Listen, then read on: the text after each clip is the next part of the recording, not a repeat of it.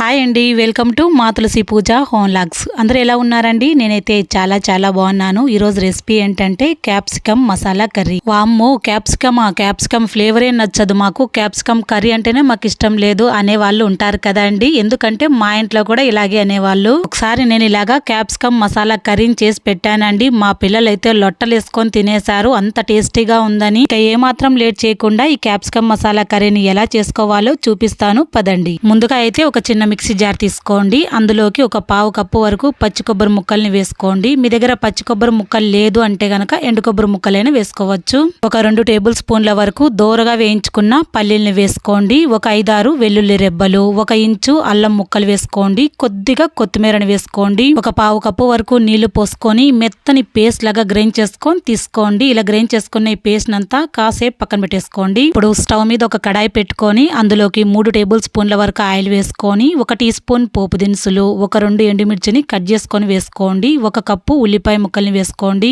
1 గుప్పెడ వరకు కరివేపాకుని వేసుకొని ఉల్లిపాయ ముక్కలన్నీ కాస్త దోరగా ఇంతవరకు ఫ్రై చేసుకోండి. ఇలా ఫ్రై చేసుకుంటే సరిపోతుందండి. ఇలా ఫ్రై చేసుకున్నాక 1/2 కేజీ వరకు నేనైతే గనక క్యాప్సికమ్ తీసుకున్నాను.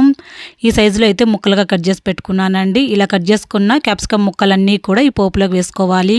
ఇదంతా ఒకసారి కలిసేట్టుగా బాగా కలుపుకొని ఇప్పుడు మూత పెట్టుకొని క్యాప్సికమ్ ముక్కలు అనేది ఒక 5 నిమిషాల పాటు మగ్గించుకోండి. ఇలా మగ్గించుకోవడం వల్ల టేస్ట్ బాగుంటుంది కర్రీ అనేది. ఒక 5 నిమిషాల తర్వాత చూపిస్తున్నాను చూడండి. ఇలా మగ్గించుకుంటే సరిపోతుంది. ఇదంతా ఒకసారి కలిసేట్టుగా బాగా కలుపుకోండి. ఇలా కలుపుకున్నాక మనం ఇందాక గ్రైండ్ చేసి పెట్టుకున్న మసాలా పేస్ట్ ఉంది కదండి, ఆ పేస్ట్ అంతా కూడా ఇందులోకి వేసుకోవాలి. చిన్న సైజులో టమోటాలను ఒక 4 తీసుకొని అవన్నీ చిన్న ముక్కలుగా కట్ చేసి పెట్టుకున్న టమోటా ముక్కలన్నీ వేసుకొని 1 నిమిషం పాటు ఫ్రై చేసుకోండి. ఇలా ఫ్రై చేసుకున్నాక రుచి తగినట్టుగా ఉప్పు, 1/2 టీ స్పూన్ పసుపు, 1 టీ స్పూన్ కారం మాత్రమే వేసుకోండి. ఎందుకంటే క్యాప్సికమ్ కూడా కొద్దిగా కారం ఉంటాయి కాబట్టి కారం అనేది చూసుకొని వేసుకోండి. 1 టీ స్పూన్ ధనియా పొడిని వేసుకొని స్టవ్ అనేది మీడియం ఫ్లేమ్లో పెట్టుకొని మిక్స్ చేస్తూనే ఒక 5 నిమిషాల పాటు మగ్గించుకోవాలి. ఇలా మగ్గించుకున్నాక 1.5 కప్పుల వరకు నీళ్లు పోసుకోండి.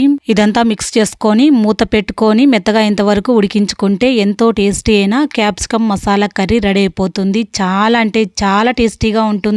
క్యాప్సికమ్ ఫ్లేవర్ అంటే చాలా మందికి నచ్చదు కదండి, కానీ క్యాప్సికమ్ మసాలా కర్రీ చేసుకున్నారనుకోండి, క్యాప్సికమ్ ఫ్లేవర్ అనేది తక్కువగా తెలుస్తూ టేస్ట్ అయితే చాలా బాగుంటుంది. ఈ కర్రీని మీ ఇంట్లో ట్రై చేసిన తర్వాత ఎలా కుదిరిందన్నది కమెంట్ చేయడం మర్చిపోద్దండి. కొత్తగా మన ఛానల్ని ఎవరైనా చూస్తూ ఉంటే గనక ప్లీజ్ సబ్స్క్రైబ్ చేసుకోండి, లైక్ చేయండి, షేర్ చేయండి. మరొక కొత్త రెసిపీతో మళ్ళీ మీ ముందు ఉంటాను. Thanks for watching.